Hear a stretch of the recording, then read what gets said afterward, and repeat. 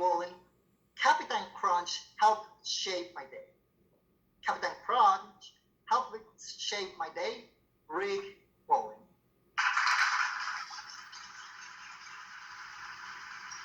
Captain Crunch helped shape my life. I still remember the first time I tasted that brown sugar buttery flavor. It was good. Chair, fellow Toastmasters, how can a cereal help shape someone's life, you wonder?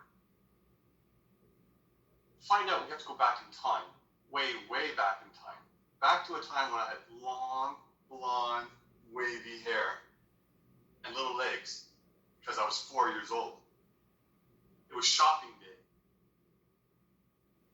An eventful day, a day that will live in infamy. A day I was going to convince my mom to buy me Captain Crunch cereal. Now, I love my mom, but my mom can be the scariest woman on the planet. I'm sure some of you think that your moms are scary, but they're nothing compared to my mom. She was like Cruella de Vil on steroids. But I had a plan for shopping day and a backup plan, my Aunt Audrey. She could never resist. Remember when we went into the grocery store that day, I was just bubbling in anticipation as if I'd finished 10 boxes of cereal already. And as we went up and down the aisle, it just got worse and worse, and finally I got to that cereal aisle. And there in front of me was Captain Crunch cereal. And I reached for that box, and I picked it up, and I hugged it to me like it was my girlfriend. I was never going to let her go. I took that box and I held it up to my mom and gave her my best smile, my cutest voice. Mom, can I have this cereal box, please?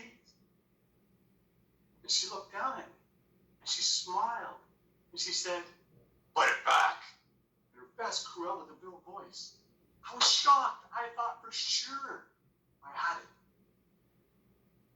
She walked off and I just stood there, not knowing what to do. And then I remembered my aunt. She could never resist these blue eyes. So I turned to her, and she walked off in the opposite direction. And I thought, what am I going to do? I'm not going to give up this cereal. And then I remembered she was my backup plan. So I ran after her as fast as I could on those little legs. And I rounded the corner, and she was gone. Disappeared. I looked for her everywhere. Couldn't find her, or my mom. And I realized they must have forgotten about me and left. So I took my box of cereal and I went out to that parking lot to convince them to buy that box of cereal for me. But I couldn't find them anywhere. I felt like Macaulay Culkin in Home Alone. In this case, home in the parking lot alone. Well, I wasn't going to give up. I had my box of cereal, and I headed off home. Now, I must have had some carrier pigeon in me because I actually headed in the right direction at 4 years old. Pretty amazing. But it was much further than I thought. And I walked on those little legs. I was getting tired. But there in front of me was my answer. In this yard, left abandoned, was a Hot Wheels tricycle. You remember those big, sporty wheels in front, small wheels in back, the red and the blue coloring? Oh, it was amazing. And I thought, well, if it's abandoned, I might as well borrow it. So I hopped on that trike, and I started pedaling for all I was worth. And I pedaled, and I'm holding on to that box of cereal, and to this day, I can still feel the wind blowing through my long, blonde hair. Just going so fast. And I finally made it home.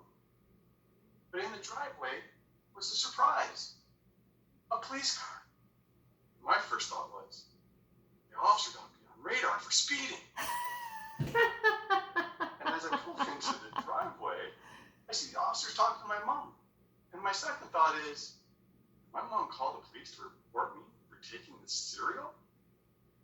But then I saw my mom's face. And she was angry.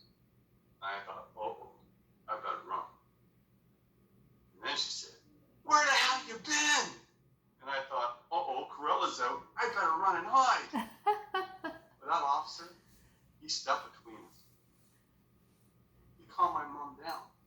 No one calms my mom down. But even better, he got her to laugh. That was a miracle. And the greater miracle, she stepped forward and she gave me a hug. That officer did something for me that day I never forgot. I remembered for the rest of my life. And that Captain Crunch cereal helped shape my life in regards to what I became as an adult. And no, I didn't become a master thief. And for some people, they think that maybe I could be an impersonator.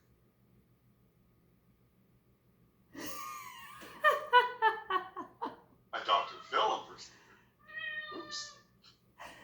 But what really happened was I chose to be a police officer. I wanted other people to have what I had that day, that feeling of feeling safe, secure, and loved. But not just safe, secure, and loved, but safe, secure, and loved in their Cruella de Vil on steroids. Confess Chair, Phil Toastmaster. Thank you. Awesome. Awesome. Thank you very much. Now we will have a 1 minute of silence for the judges to mark your ballots. Timers, please give us a red background when 1 minute has elapsed.